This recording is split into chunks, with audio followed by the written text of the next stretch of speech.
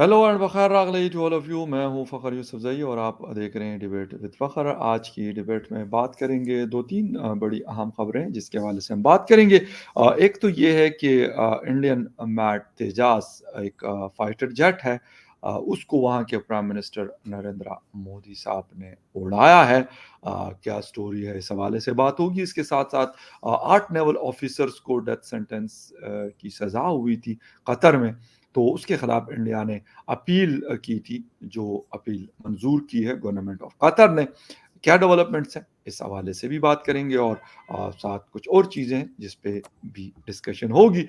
लेकिन इस डिस्कशन में मेरे साथ मौजूद हैं senior analyst from India doctor Abhishek Mishra साहब। डॉक्टर साहब, thank you very much for joining my show. Thank you Fakhar भाई, it's always a pleasure to be on your show. Thank आप यू। बताइए, आप कैसे हैं? बिल्कुल, I am good and everything is fine. बिल्कुल ज़बरदस्त है। बस थोड़ा-सा आज क्योंकि वीकेंड है तो मुझे लगता है मोदी जी ने कहा कि चलें ज़रा शुगल लगाते हैं और फाइटर जेट उड़ाते हैं।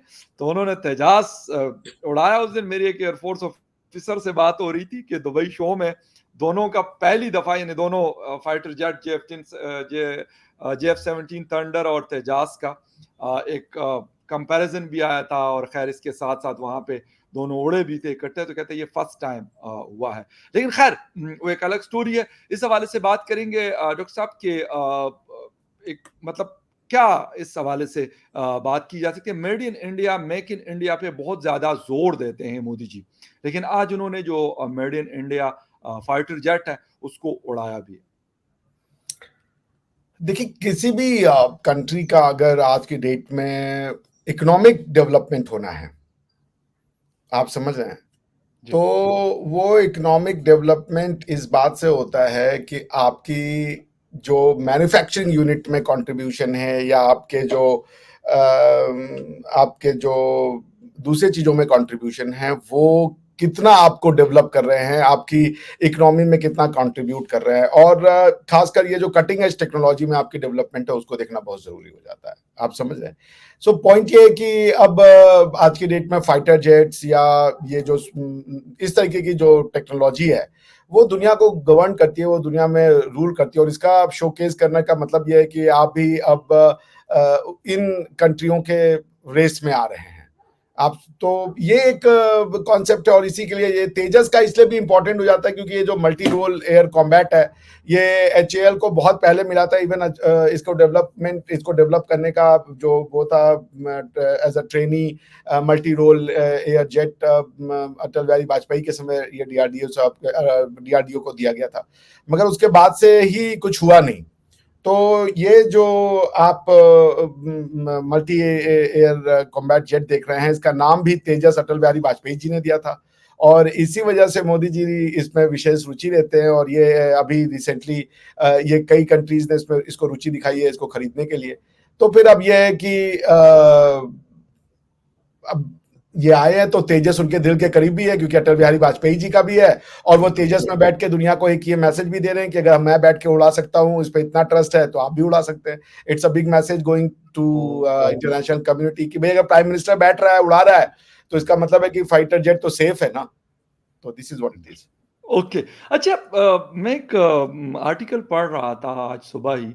वहाँ पे जनरल इलेक्ट्रिक, क्योंकि इसके इंजन आई थिंक सो कि वहीं से बनवाए जाते हैं, वो कह रहे हैं कि बड़ा एक तेजस का और एक और शायद किसी फाइटर जेट के लिए वो इंजन्स बना रहे हैं। तो उसके ऊपर बड़ा उन्होंने कहा कि एक प्रेशर भी आया हुआ है क्योंकि इंडिया भी कह रहा है कि यार हमें ज़्यादा स्पीडी काम चाहिए इंजन्स के हवाले से।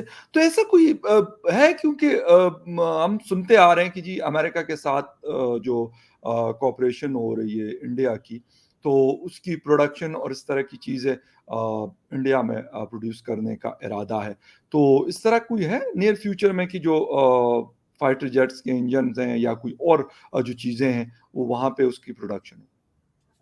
हाँ, इस तरीके का बिल्कुल हो रहा है ना। मतलब आप ये देखिए कि इवन राफेल के साथ भी जो हमारी वो बातचीत हुई थी, या राफेल से जो हमने फ्लाईओवर कंडीशन में लिया था, ये कि एयर जेट, उसमें भी बात तो मेरी इस पे रुक गई थी कि क्या शुरू में हमने 180 राफेल डिसाइड किए थे, जिसमें से 20-25 फ्लाईओवर में आने थे और बाकी का इंडिया में ही मैन्युफैक्चरिंग होना था। तो वो बाद में वो वाला डील टूट गया और फिर 30-35 जो भी राफेल लिए वो फ्लाईओवर कंडीशन में ले लिए, और अब ये बात सभी अभी जो बाकी इंडियन फ्लीट है उसको पूरा करने के लिए जो बात रुकी हुई है, वो यही रुकी हुई कि कौन सा आप लेंगे, और वो इंडिया में ही मेक इन इंडिया बनेगा। अब आपको फ्लाईओवर कंडीशन में लेने की जरूरत नहीं है, जो भी बनेगा वो मेक इन इंडिया होगा। अब मेक इन इंडिया के तहत ये भी प्रॉब्लम है कि अब आप इतनी बड़ी टेक्नोलॉजीज को अपने यहाँ बनाएंगे तो इसमें जो समय जाता है वो काफी ज्यादा जाएगा। तो आप टेक्नोलॉजी को अगर R&D करेंगे तो you will take lot of time and lot of cost. उससे कम कॉस्ट में आप वो टेक्नोलॉजी खरीद सकते हैं और पूरा का पूरा जेट भी खरीद सकते हैं। तो यही एक वजह है कि आप ये इन चीजों में आप जाते हैं और इन चीजों में आप भरोसा करते हैं। अब ये है कि ये इस तरीके की डेवलपमेंट और इंजन बनाना दुनिया का सबसे टफ काम है। रॉकेट साइंस को लोग कहते हैं कि tough, basically is engine science which is tough. तो और खासकर इस तरीके के एक्स्ट्रा थ्रस्ट ओपन या इतना पावरफुल थ्रस्ट प्रेजेंट करने वाले जो इंजन से उनको बनाना एक खास बात है। आप देखें विकास इंजन जिससे कि हमारे PSLV चलते हैं, उसकी भी यही खास बात है कि वो इंजन इंडिया में डेवलप हुआ। अभी तक हमने ऐसा खुद का इंजन नहीं बनाया, जो कि कावेरी की बात होती है, बट कावेरी शायद अभी उस लेवल पे नहीं गया है जितना कि जो GE के इंजन होते हैं, जो कि इस तरीके के फाइटर जेट को वो करते हैं। तो डेवलपिंग एन इंजन पे बातचीत चल रही है, वही होगी कि हमको टेक्नोलॉजी खरीद करके अपने आप बनाएं, क्योंकि मैं नहीं समझता कि ये उचित होगा कि आप इतना पैसा डालें जब मार्केट में है वो टेक्नोलॉजी जाके खरीद लें आप। Why to waste time and money both. Ji.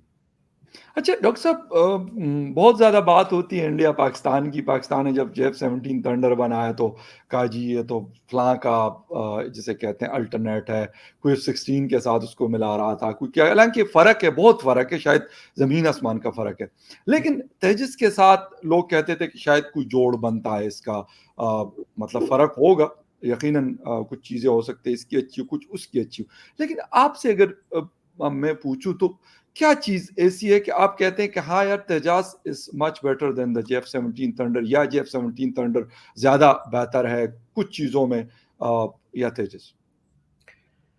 Comparison तो नहीं किया जाना चाहिए। लोग कंपैरिजन करते हैं। JF-17 एक चाइनीज मॉडल है, और JF-17 को चाइना में डेवलप किया गया है। वो भी या उसका भी वो भी मल्टी रोल एयर कॉम्बैट है। वो भी छोटा प्लेन है, मतलब it's not the size of F-15 और हाँ, F-17 जो लाइट लाइट बिल्कुल। लाइट एयर कॉम्बैट है। तो वो उस हद तक दोनों में कंपैरिजन हमेशा रहती है। मैंने यही पढ़ा कि कितने भी एयर शो हुए हैं जहां पे JF-17 और तेजस की कंपैरिजन की गई है, उसमें लोगों ने रिलायंस ज्यादा दिखाया है तेजस पे, क्योंकि चाइनीज मॉडल जो होता है, अब मैं चाइना की भी बुराई नहीं करना चाहता क्योंकि मैं बहुत बड़ा वो नहीं हूँ एक्सपर्ट, लेकिन मैंने यही पढ़ा कि वो रिवर्स इंजीनियरिंग पे ही उनके मोस्ट ऑफ द टेक्नोलॉजी जो होती है वो डेवलप होती है, या रशियन टेक्नोलॉजी को वो लेकर के रिवर्स इंजीनियरिंग कर देते हैं, या कहीं और की टेक्नोलॉजी को देकर रिवर्स इंजीनियरिंग कर देते हैं। ओरिजिनल R&D जो है वो प्रेजेंट नहीं होती है। और ये बात तो सही है, क्योंकि एज अ लॉयर जब हम लोग चाइना में आए, चाइनीज IP के बारे में पढ़ते थे कि चाइना का इंटेलेक्चुअल प्रॉपर्टी का रिकॉर्ड बहुत ही बुरा है। वो किसी का इंटेलेक्चुअल प्रॉपर्टी जो है वो रिस्पेक्ट ही नहीं करते हैं। तो ये एक प्रॉब्लम है। अब इसको देखिए क्या कहेंगे आप, कैसे कहेंगे। सही, बिल्कुल सही है। और खैर एनीवे, थोड़ा-सा आते हैं फाइटर जेट से आते हैं, लेकिन एक लास्ट इसी से रिलेटेड क्वेश्चन कि सर, मतलब इस तरह की लाज़मी सी बात है, फाइटर जेट्स जो हैं दुनिया के शायद बहुत कम कंट्रीज़ जो हैं वो सारा कुछ खुद बनाते हैं। लेकिन हम लोग जो हैं, मतलब इस रीजन की मैं बात करूँ, चाइना प्रोड्यूस कर रहा है, पाकिस्तान ने कुछ चाइना की हेल्प से शुरू कर दिया, अब इंडिया। कितनी बड़ी बात है, और हमारा डिफेंस और फिर इसकी एक्सपोर्ट्स के हवाले से क्या चीज़ें हो सकती हैं? क्योंकि दुनिया खरीद रही है, हर कोई तो राफेल अफोर्ड नहीं कर सकता, F-16 हर किसी को मिलता नहीं है दुनिया में, या कुछ इस किस्म के और जहाज़, F-35 तो खैर कोई सोच भी नहीं सकता। तो क्या इससे मतलब जो अफ्रीकन मार्केट है या फिर सेंट्रल एशिया है या इस तरह की और कंट्रीज़ हैं? देखिए, बात सिर्फ कॉस्ट की नहीं आती है। बात ये भी है कि अगर कल को आपका रिलेशनशिप खराब हो जाए, आपको जो उसके पुर्जे चाहिए हुँ। होते हैं, आपको जो उसके स्पेयर पार्ट्स चाहिए होते हैं, या फिर आप किस तरीके का चूँकि हर कोई इसको खरीदने के लिए 1-2 प्लेन तो कोई खरीदेगा नहीं, अगर खरीदेगा तो 10-15 या इस टाइप के उसमें जाएगा। तो इस तरीके की बाइंग कैपेसिटी बहुत कम कंट्रियों में है कि वो आपको सीधा पैसा दे दे या पूरा का पूरा डाउन पेमेंट हो जाए और आप ले लें।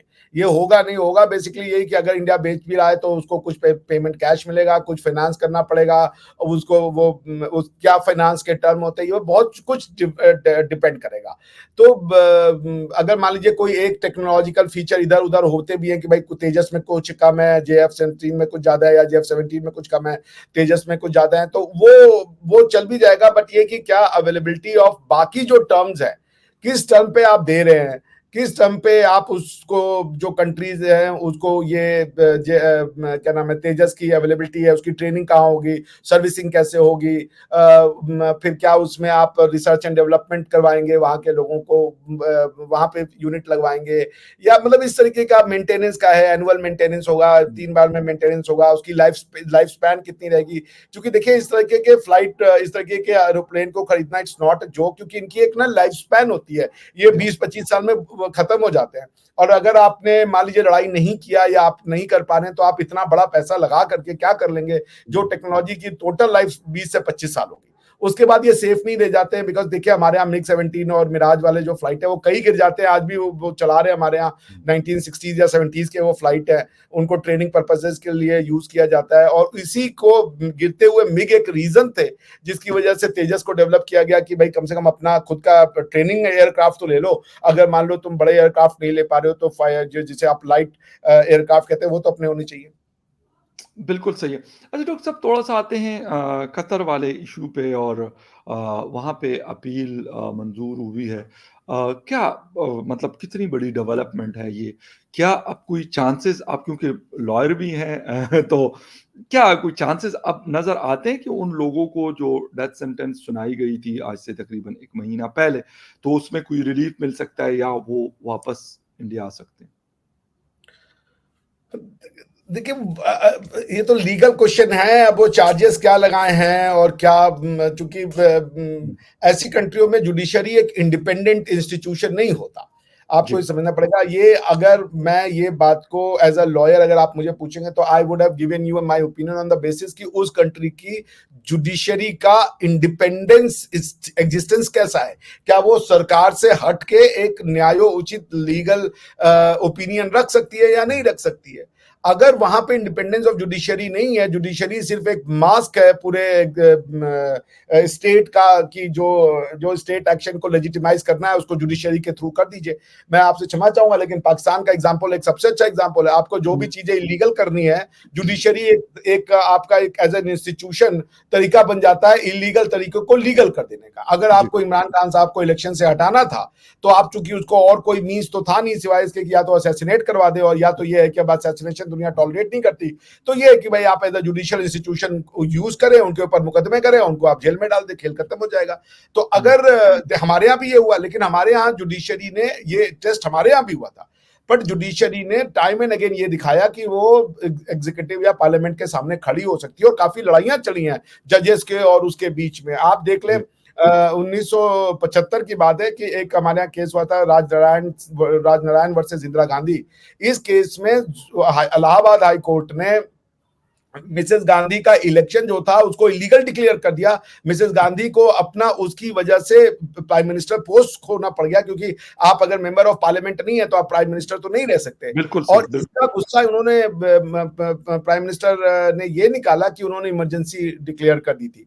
उसके बाद भी जुडिशरी जो है वो कुछ एक दो बार जुडिशरी ऐसे भी अकेजन्स आए हैं, जैसे हमारे एडीएम जबलपुर का केस था जिसमें कि जुडिशरी ने सरेंडर कर दिया था। बाद में बहुत क्रिटिसिज्म हुआ उसका, लेकिन उसके बाद से judiciary have always stood up to legislature and executive. उन्होंने लेजिस्लेचर के द्वारा बनाए गए लॉज को स्ट्राइक डाउन किया है, उनके द्वारा किए गए एक्शंस को स्ट्राइक डाउन किया है। उन्होंने कहा ये इलीगल है, अनकॉन्स्टिट्यूशनल, ऐसी कई बार चीजें की हैं। So there is a balance of power. But अब कुवैत के लिए मैं ये नहीं कह सकता कि वहां का जो जुडिशरी है वो अपने अमीर के अगेंस्ट में चला जाएगा या अमीर के लिए हुए फैसलों को वो हो जाएगा, क्योंकि इतने बड़े डिसीजन बिना अमीर के लिए हुए तो नहीं हो पाएंगे। वो इंडिपेंडेंट जुडिशरी होता तो ट्रायल इन कैमरा नहीं होता, ट्रायल पब्लिक में होता, वो नहीं हुआ।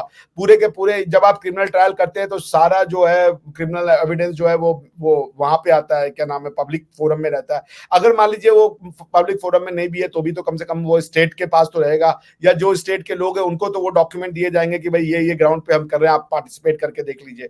तो मुझे नहीं मैं ये चीज नहीं कह सकता विद सर्टेनिटी कि क्या फ्यूचर होगा। ये बेसिकली जुडिशियल टास्क नहीं है, ये वहां के अल्टीमेटली जो अमीर होंगे, जो कतर के, अब अमीर कहते हैं या क्या कहते हैं मुझे नहीं पता, लेकिन वही डिसाइड करेंगे।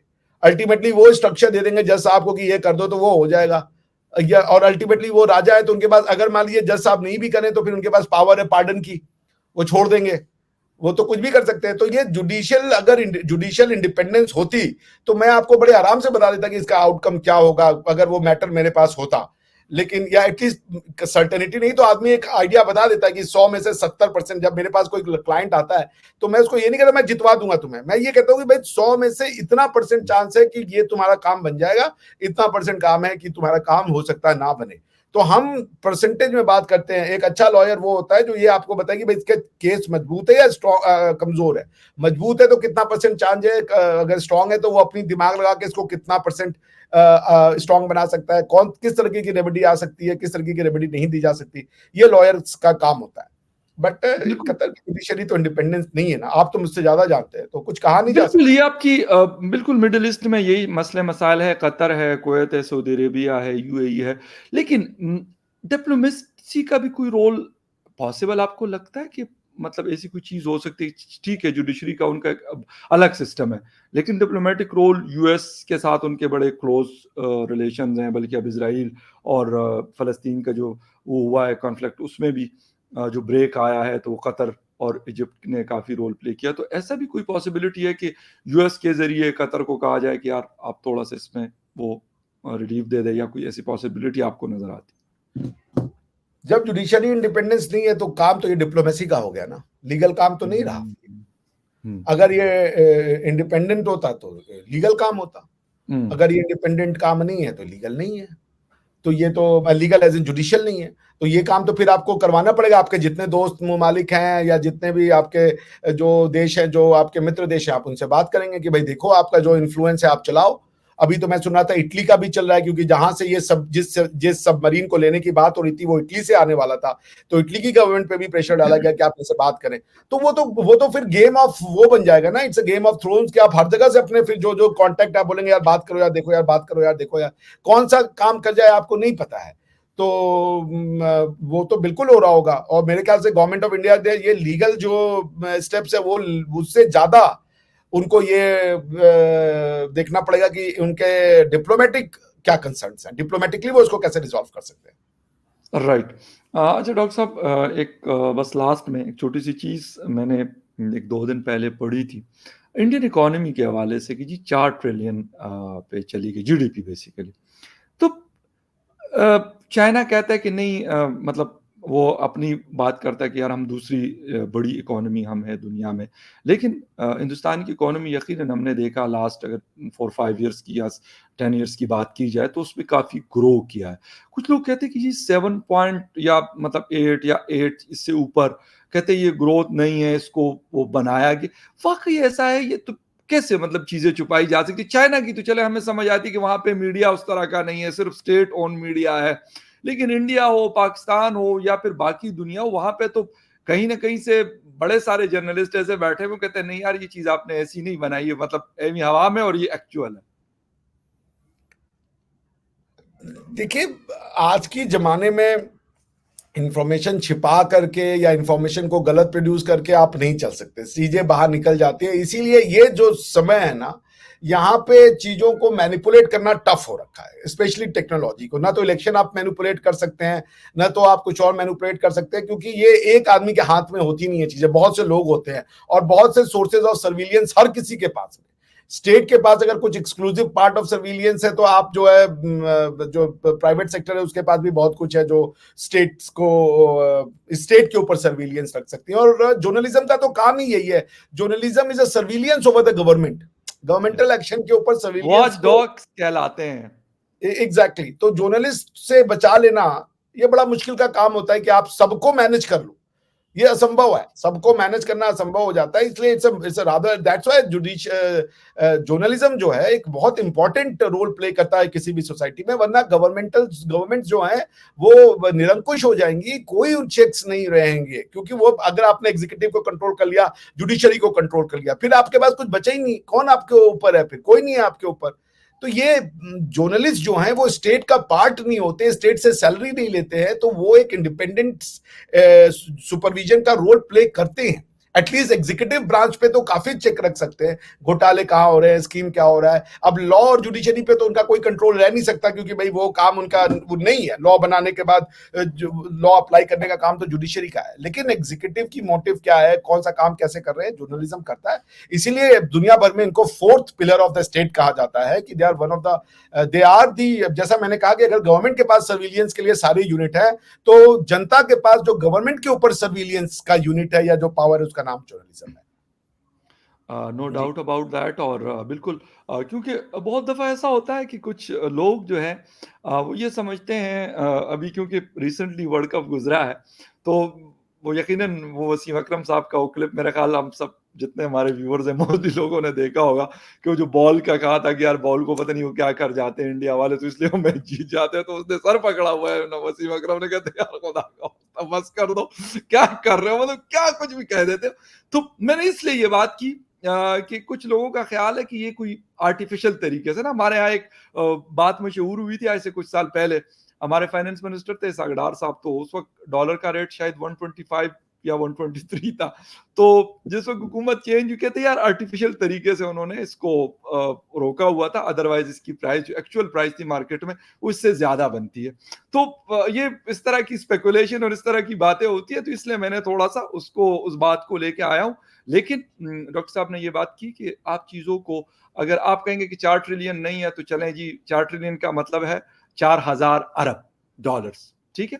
तो 3800 होगी। एक बात और सर, बोल दूं, अगर सर, आप सर, अलाउ। प्लीज़। देखिए, सर, हमारे एक कॉन्स्टिट्यूशनल बॉडी होती है, उसका नाम होता है controller auditor and general of India, ठीक है ना, सीएजी कहते हैं। अभी आप देखें कि इस बार यूनाइटेड नेशन का जो सीएजी जो कन्वेंशन 63rd कन्वेंशन हुआ, उसमें हमारे सीएजी साहब वाइस चेयरमैन चुने गए, जगदीश श्री मुर्मू जी, ठीक है ना। तो पॉइंट ये कि आप ऐसे नहीं ये मैनिपुलेट कर सकते कि पैसा कहां से आ रहा है, जो जैसे छुपा करके कर दे। एक एक पैसे का इंडिपेंडेंट बॉडी होती है, वो आपके पास बिल आते हैं, वो आप कितना रेवेन्यू कर रहे हो, क्योंकि एक रेवेन्यू डिपार्टमेंट अलग है जो कि रेवेन्यू अर्न कर रहा है, उसके बाद उसको ऑडिट करने का department, and they are constitutionally independent. आप इन सबको नहीं वो कर सकते, जैसे कि आप जो मन करे आप बता दो कि हमारा जो इसरो में के थ्रू जो गया था वो मुश्किल से इतने डॉलर का है, जबकि वो कई हजार डॉलर का था। ये सब झूठ नहीं बोले जा सकते, क्योंकि बिल्कुल सही। आप कितना कमा रहे हो ये बहुत आसानी से पता चल जाता है। आपके दो लोगों की इनकम कितनी है, टैक्स कितना हो रहा है, कंपनी के गवर्नमेंट के सोर्सेज ऑफ अर्निंग कितने, बड़े आसानी से आपका पता चलता है कि आप कितना कर रहे हो। आपने जिसको अलोकेट किया है बजट, अगर इसरो को, उसका बिल होगा कि भाई इसरो के खाते में इतना गए, वो आप ऑडिट कर लोगे, आपका एक एक पैसा वो हो जाता है भाई ऑडिट। ऐसे नहीं चलता कि आपका अपने मन में कोई ऑडिट ही नहीं, अगर ऑडिट ना हो तो बात भी हो। इसीलिए हमारे कॉन्स्टिट्यूशन में एक इंडिपेंडेंट बॉडी है, उसका नाम है क्या, controller auditor general of India. और पिछली जो यूपीए की गवर्नमेंट थी वो गई इसीलिए क्योंकि उसके जो कैग थे, जो कंट्रोलर ऑडिटर जनरल थे, उन्होंने कहा कि ये जो इनकी policy of allocation of telecom थी, उसने हमें बहुत इतना इतना लाख हजार लाख करोड़ का नुकसान करवा दिया है। उस वजह से उनकी वो गवर्नमेंट गिर गई, क्योंकि सीएजी का रिपोर्ट आ गया था, वो पब्लिक कर दिया मीडिया ने। ऐसे नहीं होता कि भाई, बिल्कुल। सबको पता है हमारी इनकम कितना है, हमारा टैक्स कितना है, हमको ये पता है गवर्नमेंट ने क्या बेचा क्या नहीं बेचा, उसकी उत्पादन कितनी हुई, कितना कितना प्रोडक्शन हुआ, कितना सेल हुआ, कितना सर्विस से आया, कितना रेमिटेंसेस से आया, हर चीज का रिकॉर्ड है। आप आरबीआई को मैनेज करोगे, आप सीएजी को मैनेज करोगे, आप रेवेन्यू डिपार्टमेंट को कितनों को मैनेज कर लोगे भाई आप। ऐसे नहीं होता, एक एक बिल्कुल पैसा सही। आपका लोगों को। और प्लस अगर मान लीजिए आपने इसरो को दिया 50,000 करोड़, बता रहे हो 1,000 करोड़ दिया, ये छिपेगा क्या, बैंक में जाएगा, कहीं पैसा जाएगा, उसका फिजिकल वजूद होगा, उस बैंक के ऑफिसर्स होंगे, उस बैंक में जो लोग डील कर रहे होंगे वो होंगे, सारा चीज आप मैनेज कर लोगे। इतना पावरफुल आप हो गए हो, ऐसा नहीं होता। डेमोक्रेसी में तो आप हमेशा ही वीक रहते हो, कब जनता का मूड वो हो जाए। तो इसलिए ये ऐसे नहीं होता। अगर उन्होंने कहा है कि नो इतना डाउट। रुपए, तो 1 रुपए, मैं तो 1 पैसे की बात करूं, इधर से उधर नहीं हो सकता, क्योंकि सब बेशक, रिकॉर्ड बिल्कुल, रहता है अभी। इसमें कोई डाउट। और हमारे यहाँ आप भी जानते होंगे, वो होता है एलोकेशन के लिए भी बिल आते हैं, बकायदा लॉ के थ्रू एलोकेट होता है कि इतना बिल्कुल सही। पैसा ये जाएगा। जब आप बजट देते हो, इसीलिए से हर साल आप बजट देते हो भाई। बजट का बिल्कुल। पर्पस क्या है कि हम इतना कमाएं और इतना हम बाहर से खर्च इतना कर शॉर्ट, रहे हैं। इतना हमने डेफिसिट बजटिंग किया है। आप बिल्कुल बोले ये सब सही। झूठ है, अरे ऐसे नहीं हो बिल्कुल सही। जाएगा। इसमें कोई इस डाउट बात नहीं है कि जिस तरह घर का आपके घर में अगर 10,000 रुपए आते हैं, तो आपको पता है कि यार इसमें मेरे किचन का खर्चा कितना है, बाकी चीज़ें कितनी हैं और इसमें मेरे पास बचता है या नहीं बचता। अगर 10,000 में पूरा काम नहीं चलता, तो फिर आप कोई उधार पकड़ते हैं, जिसको आप डेफ़िसिट कहते हैं। तो ये सारी चीज़ें यकीनन किसी कंट्री की जो इकोनॉमी होती है, वो इसी तरीके से मैनेज होती है और इसी तरीके से चलती है। अनफॉर्च्युनेटली पाकिस्तान की इकोनॉमी के हवाले से मैंने एक ताज़ा रिपोर्ट पढ़ी है कि 70% हमारी इकोनॉमी अनडॉक्यूमेंटेड है इस वक़्त भी, इस मॉडर्न एरा में जब हम रह रहे हैं, और शायद वो हज़ारों अरब रुपए की वो इकोनॉमी बनती है। हालाँकि टोटल हमारा जो जीडीपी है, वो कहते हैं कि 250 से 300 या साढ़े 300 बिलियन डॉलर की है। शायद इससे कहीं ज़्यादा बनती हो, लेकिन डॉक्यूमेंटेड नहीं है, जिसका नुकसान हमें हर साल उठाना पड़ता है। आईएमएफ और वर्ल्ड बैंक और ये सारे हमारे सर पे डंडा मारते हैं। डॉक्टर साहब, थैंक यू वेरी मच, आपके टाइम का बहुत शुक्रिया कि आपने शो जॉइन किया। Viewers, thank you very much for watching debate with Fakhar Yousafzai. किसी और डिबेट पे फिर मिलेंगे, तब तक के लिए take care and bye. Thank you फैर भाई। Thank you sir.